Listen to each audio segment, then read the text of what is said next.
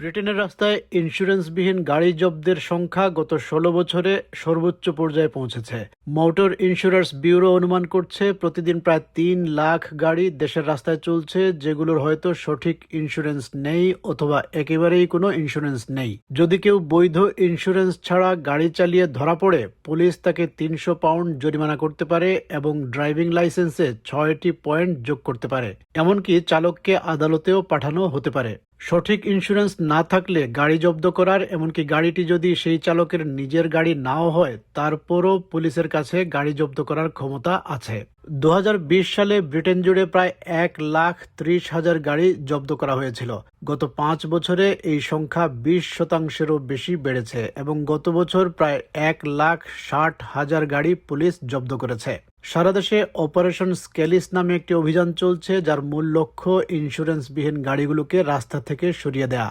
North বার্মিংহামে অভিযানে নামার মাত্র কয়েক মিনিটের মধ্যেই একটি সন্দেহভাজন গাড়ি শনাক্ত হয়। এই নগরীর কিছু এলাকা ব্রিটেনে ইন্স্যুরেন্সবিহীন গাড়ি চালকের দিক থেকে সবচেয়ে খারাপ ৫টি স্থানের মধ্যে একটি। পুলিশ অফিসারের সন্দেহ হয় গাড়ি চালক হয়তো নাইট্রাস অক্সাইড অর্থাৎ লাফিং গ্যাস সেবন করছিলেন। পুলিশ কর্মকর্তা বলছেন গাড়িটি অবৈধভাবে চালানো হচ্ছিল এবং আরও একটি সমস্যা রয়েছে।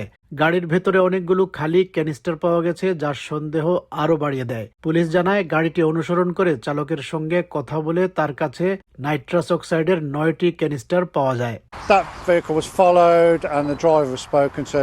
In the vehicle were 9 canisters of used nitrous oxide. One of which is in your hand there. One of which is in the hand, still with a mouthpiece attached to it, though it is empty. And the rest of the canisters are empty. Nitrous oxide, quite a dangerous substance, can impair any driver. At this moment, drivers having some discussion with other officers in relation to them being fit or unfit to drive the vehicle that they were stopped in. ক্যানিস্টারগুলো খালি থাকায় তাকে মাদক সংক্রান্ত কোনো অভিযোগে অভিযুক্ত করা হয়নি। তবে ইন্স্যুরেন্সবিহীন গাড়ি চালানোর কারণে তাকে ৩০০ পাউন্ড জরিমানা এবং ৬ পয়েন্ট দেওয়া হয়েছে।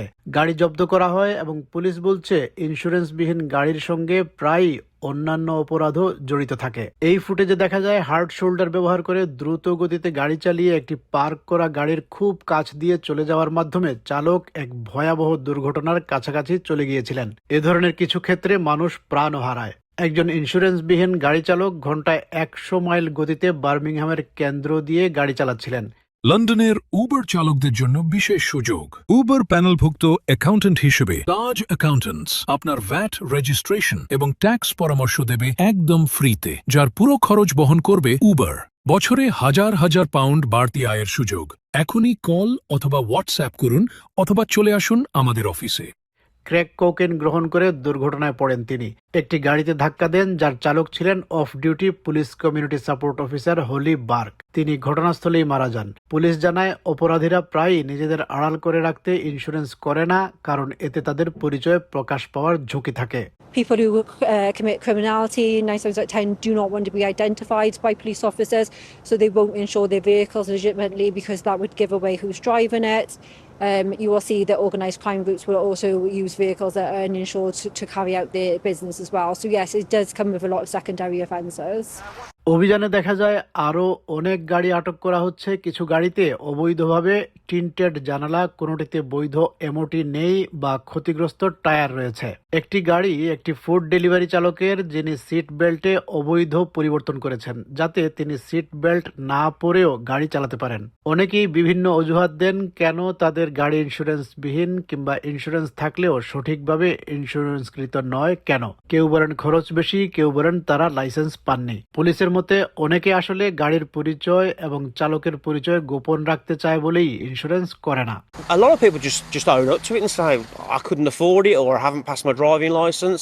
And I think the other reason around this criminal aspect is that they're trying to hide the identity of the car and who they are as well. শুধু পুরনো বা জীর্ণ গাড়ির ক্ষেত্রে ইন্স্যুরেন্স না করার অভিযোগ পাওয়া যায় তা নয়। এ মাসের শুরুতে বার্মিংহামে একটি ল্যাম্বরগিনি গাড়িও ইন্স্যুরেন্স না থাকায় জব্দ করা হয়েছে।